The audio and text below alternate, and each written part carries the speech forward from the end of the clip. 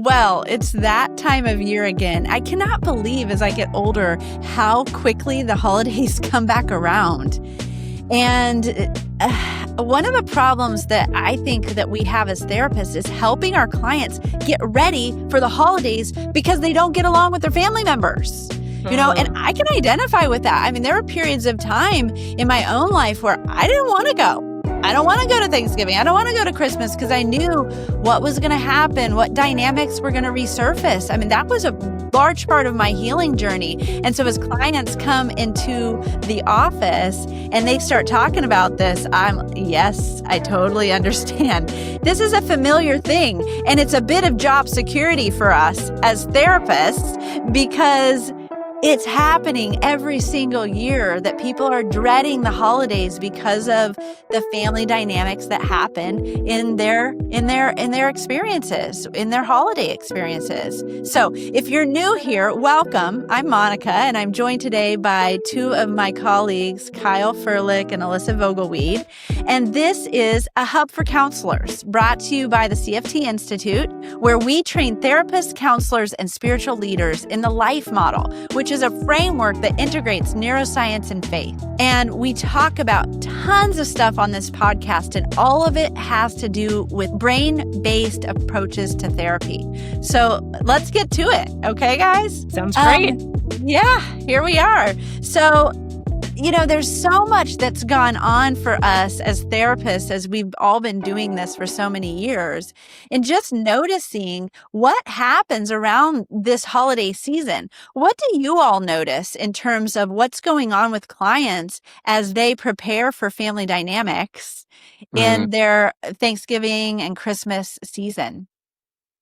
Yeah, I would say one of the biggest one, definitely my calendar fills up. A lot of people are experiencing this where they're almost amping themselves up and preparing to have to be around family. And I would say one of the things that I notice as a theme is that the people I'm working with have been doing the work, right? They're working to stay themselves, to get healthy, to be able to bounce back from big emotions. And then they're going back into these environments where maybe the family that they've been around have possibly not been doing the work. And so they're inserting themselves back into an environment that feels challenging and wondering, how am I going to be able to sustain and maintain my capacity, right? Yeah, that's well said, Alyssa. I agree with you. Two things that it makes me think about for my clients and for my friends, for myself, is that the anniversary effect is real. When clients come around a season or a time or a date throughout the year, when it reminds them of hard things that they've been through, it can trigger entire nervous system dysregulation. And so helping my clients not only prepare for that, but steward some of the solutions to nervous system stabilization, things that the life model offers, right? Things that we're going to talk about today. Being able to prepare for that and execute that well is really a key for a lot of my clients to make the holidays successful. And then it also reminds me too that, during the holidays, things slow down a little bit naturally. In other ways, they speed up. But for the most part, I think a lot of people start to think about those big questions that have been shoved aside or that they've compartmentalized throughout the year. And so it can really be a time of reflection around things that people have missed or that they're longing for, or things that just existentially are really hard to wrestle with. Yeah. So That's such a good point, Kyle. And I think, a lot of times we're prepping for these events that we're going to be having, right, with family members, the people we're going to see. And we could have done, like our clients could have been doing a lot of good work during the year. Maybe they've, come to sessions, we've gotten them prepared, but then they get into these situations and their relational circuits go off and they're in non-relational enemy mode. Right. Kyle, you and I have written about that in some of our blogs and some of our writings for the modules, like non-relational mode, like the life model book, escaping enemy mode. We're in this place of like, what hit me? What just happened? It's really complicated because family dynamics are complicated. yeah, I think applying some of the life model principles with family can be the hardest space to do it. Yeah, So I like sure. to normalize that for my clients because it's easy to think that I should be able to apply the skills really well with my family. When in reality, I think that's the hardest space to do it. Yeah, I think part of that, Kyle, is that our family roles have been hardwired and established for a long time. And so oftentimes we can find ourselves where we're going back into our original family system or, extended family, and people see us a certain way. They've locked that in. And so we can get to a place where we are really getting slipped back into a role that maybe we don't want to be in anymore, right? We've worked really hard to overcome that, and people are placing us in that role. Mhm. So often too, Alyssa, like I love what you're saying, but so often too, the things that we thought maybe we had healed from come rushing to the surface. Like, how often are abuses happening in family systems, whether it's neglect or overt abuse? These Yeah. things happened. And so even though we have the best intentions as we go back into these family systems, that, hey, I've done a lot of healing, your nervous system will subconsciously get activated. And I think as therapists, we need to help, like you said, Kyle, normalize that for clients, help them understand, like, this is a thing that happens because, like life model helps us understand, the right brain is actually going to have more control over what's happening in any situation than the left brain. So we don't consciously have ability to stop our nervous system from going into fight or flight. So we need tools, which is, I think, where we're getting to. Like, what are the tools that we as therapists can give to clients when they do find that they've got attachment wounds that are coming up, trauma wounds that are coming up, activation of shame memories that are coming up, or shameful comments that are being made by family members, whether it's a sibling or a parent, that really kind of activates this. Why do I feel like I'm 12 years old again or 5 years old again? I'm 35, I'm 45, I'm 65. Why do I feel this way when I'm with my family members? Yeah, that's so well said, Monica. I mean, it reminds me how some of my clients, not only is it really easy to dissociate, like when that shame comes up, when the attachment wounds are activated, when old family roles resurface, our brain is hardwired to disconnect us a little bit from those experiences when we feel overwhelmed. And so that can be really hard because it's very difficult to be relational when we're dissociated, even though that's a very natural response. But I'm also reminded, and I feel empathic for anyone who's listening out there who, they're dissociating before even going into the holiday season. There are a lot of families um, that don't look like the traditional nuclear family. We have lots of blended families out there. We have people who have been through divorces. We have families who are scattered and can't get together. I mean, there's lots of different family situations. And I was reminded of a client recently who um, he was invited to a Thanksgiving experience with his ex-wife, and even just thinking about that was really hard. But he also didn't have anywhere else to go for Thanksgiving. So there's these really hard questions and wounds and shame that can come up just in choosing where to spend the holiday. So Yeah, and Kyle, like, Alyssa and I also had another episode focused on loneliness. Like, that's what that makes me think. It's like, oh, you don't want to be lonely, but also I don't know if I'd rather be lonely than miserable, right? Like, I remember my aunt said that when she was getting divorced. She was like, I'd rather be lonely any day than miserable in a situation with family members who you don't synchronize well with. Ugh, we can all have all these great hopes, but this is what happens, right? It's very difficult.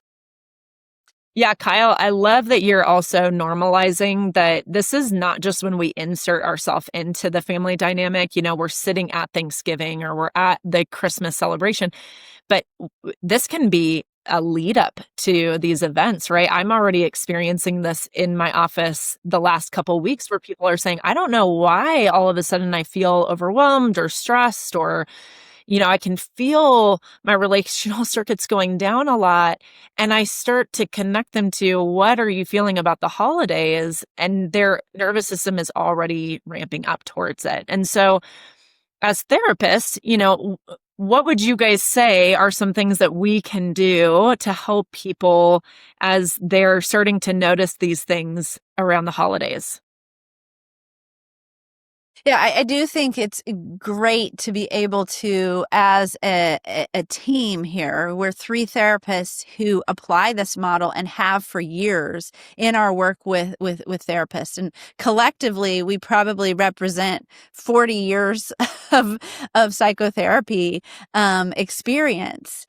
And so let's just talk about a few things from a life model perspective that we can do with clients to help them get ready to prep themselves, because we know beyond a shadow of a doubt that they are going to have imperfect and sometimes, maybe oftentimes, painful experiences in their family gatherings and their relational gatherings during the holidays. So the first thing to do is to really help clients learn how to get their relational circuits on. And so we do have a podcast that's coming out, if it hasn't already been released, on relational circuits in terms of what to do to activate those. So tune into that, because relational circuits will go off.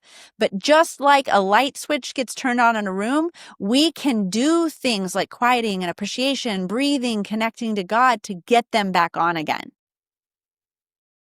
Yeah, definitely. I love that you put it that way, Monica, because turning our relational circuits back on is really the key. It's fundamental to being able to be our best self. And so if we want to experience joy during the holidays, if we want to not fall back into those old family roles, if we would like to walk away from the holiday season refreshed at all, we really have to be able to turn our relational circuits on when we know that they will go off. Because it's not, having our relational circuits go off isn't something that only people who are struggling experience. We all experience that. It's normal. And so learning how to get them back on is pivotal. And I really love the tool of appreciation. I'm reminded in our life model informed therapy curriculum that we talk about appreciation being the gateway, the birthplace for joy. And I think that's spot on. The appreciation tools and the habits that we can build through them, they strengthen identity, they expand our capability for joy, and it creates a stable internal nervous system experience for us.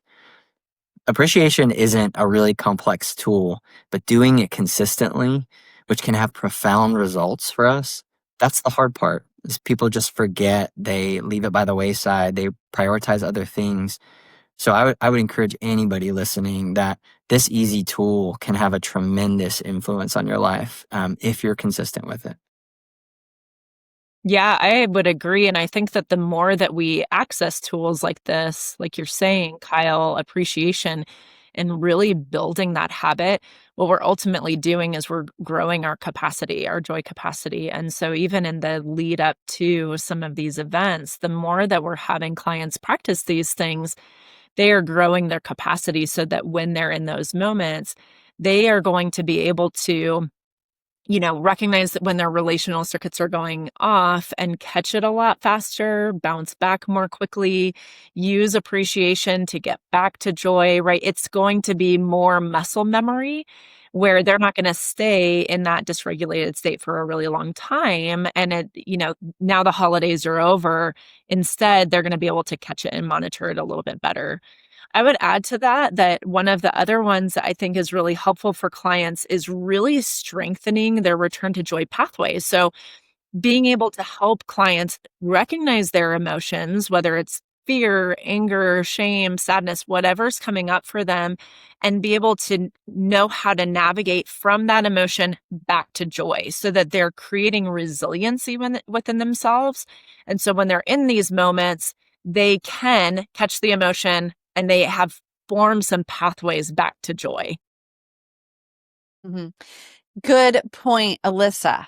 And so I just want to say and like kind of come back to something you were saying earlier about capacity building, because capacity is oftentimes it's something that we can enhance, we can grow, but oftentimes it gets maxed out. And especially during these family gatherings, right? Like it could get zapped in a moment, right? Something could take me completely out of my maturity capacity to navigate a situation. And I love one of the life model trainings that I think it was through the Thrive Today course, where Wilder was teaching, which by the way, the Thrive Today courses are being sold on our website now.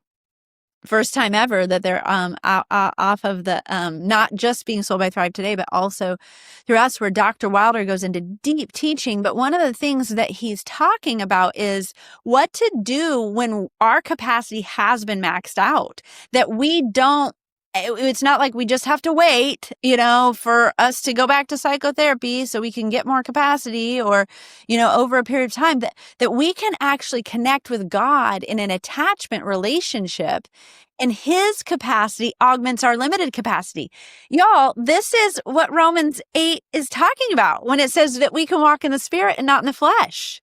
That Yeah. we can actually cultivate the fruit of the Spirit in our lives as something that happens spontaneously because we're attached to Jesus, because we have a love relationship with God. His character becomes our character, and we can suffer well instead of and act like ourselves in difficulty instead of acting out of a wounded space, because we are synchronized and attached to God. So that gets me pumped up. I love this concept. Yeah, it's a delightful one, Monica, isn't it?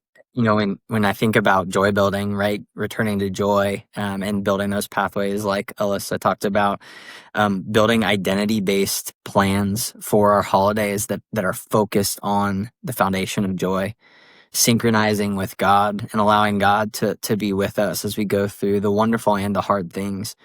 I mean, I can't think of a better way to experience the holidays.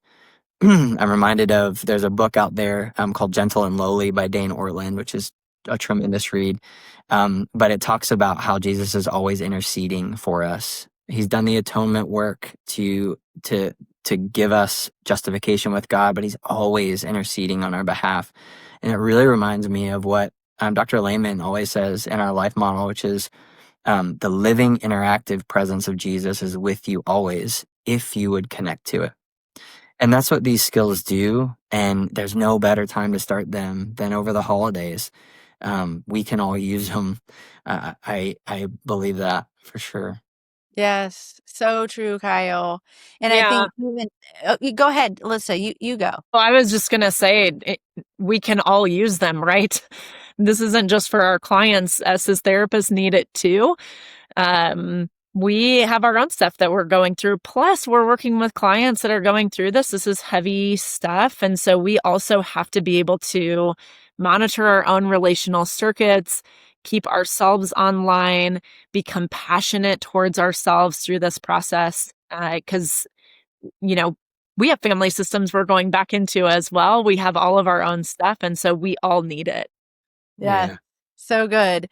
And with the identity-based, plan, I think what we're saying is in the work we're doing as life model informed therapists, we're helping clients see who they are in their true identity, not their wounded identity. And I mean, oftentimes I'll tell clients, take your list with you, the list we made in session or in group of who you are, repeat it to yourself so you can remember, connect to people who see you through the true sense of who you are, so that you can really get through this in healthy ways. So I'd like to just put out a couple more things before we close down this podcast today, and that is therapist self-care. What can we do as therapists to get ourselves in a place of caring for ourselves during this holiday flux in terms of influx, I guess is the way to say it, of clients coming in and needing our help to prep for these things?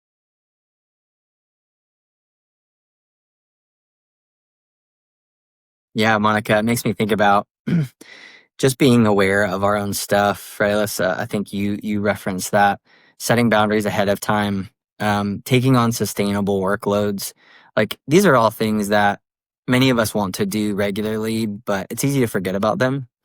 Um, and you mentioned earlier that we probably have 40 years of therapy experience among us three. I'd say it's probably closer to 45 or 50 if we count my own therapy. Because remember, every good therapist has a therapist. A part of taking care of ourselves is just being realistic about the fact that not only do we need Jesus, who is the ultimate counselor, but it's okay to ask for help too, right? The holidays are hard. This work is hard. So yeah, maybe an encouragement there. That's so good, Kyle. It makes me think of my therapist says, if your therapist doesn't have a therapist, get a new therapist. I thought that was really cute when she said that. And it's so true. Like, we need to do our own work. I had a conversation with one of the interns this last week, and she was talking about a burden. She said, the burden is when my client's talking about what she's going through, I'm thinking, I'm going through that too. And basically she was having a little imposter syndrome, right? And I said, I just normalized it for her. I said, that never goes away.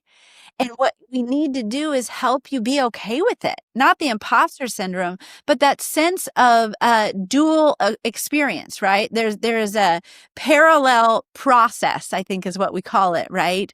Where clients are dealing with something and we're like, me too. I'm dealing with this too. Now, if Yeah. we're getting triggered into our own trauma, we got to take that to our own psychotherapy, our own healing process. But it's very normal and even expected for us as therapists to have personal triggers with things as well. We want to be objective. Notice our capacity. So we could be, I mean, how often have you heard of therapists who kind of join with a client against another person because they have there's a lack of self-awareness or objectivity. There's a trigger there. We've got to be aware of that so that we can really help the client and not hinder their growth. Yeah, absolutely. And then, obviously, triggers are an opportunity for us to continue to grow too, right? That we see these things, we notice them, we have compassion towards ourselves in it, and then we can also continue to grow our own capacity in that. I would also say, obviously, I think all of our calendars get really full this time of year. Everyone is like really needing to get in. And so I think really having a sustainable workload, managing our boundaries, making sure that we're also taking care of ourselves in this time is really important in order to do the work well, right? To continue to show up well with our clients, but also so that we can look at the holidays and go, what do I want to make of this, right? How do I build joy with people? How do I find those quiet moments? And part of that is having to manage and adjust things so that we can do it well. Yeah. Yeah, Alyssa, it reminds me, it's really hard to encourage our clients to take self-care if we're not modeling that. So if we're working on holidays, if we're not taking time off, right? If we're not coming into our sessions regulated and being able to quiet ourselves, it's hard to ask our clients to do those things. So it's really important that we take our own medicine, if you will. So true, Kyle. I love that. And I'm thinking, hey, it's not just the things in the therapy sessions and the amount of work I'm doing that stress me out. It's when I'm home and I'm not practicing good self-care, right? That I will get depleted and not be able to show up for myself or others well. So, we're so glad everyone has been able to join us today. It's been great to be with both of you and with everyone who's listening. We're here for you as mental health professionals, as helping professionals, both licensed professionals and pastoral counselors, spiritual leaders, and coaches. We want you to feel that sense that we are here for you, and anybody else who's listened in today and who's gotten something out of this. We're just thankful to have been with you. And we want to remind you as we close here today that healing spreads when counselors live in joy.